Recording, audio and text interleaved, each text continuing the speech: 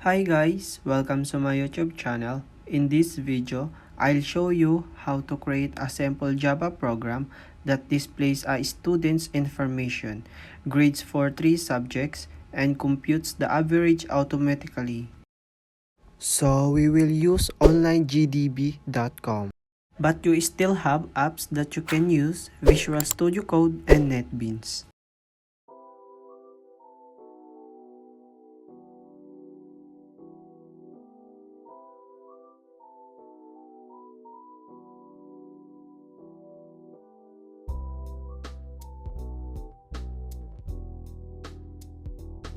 So, this is what the teacher asked us to do, and of course, I want to share it with you. I hope it helps. Let's get started.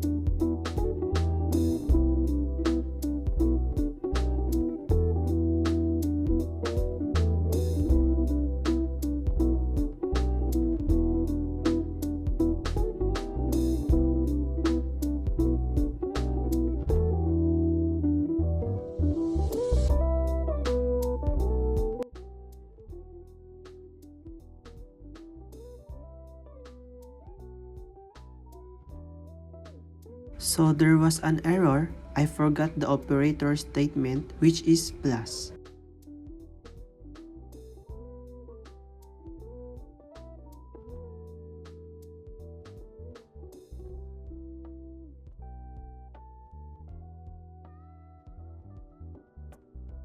So let's go back here. We can see success in creating the code if we look at here. And also here in our resulting code.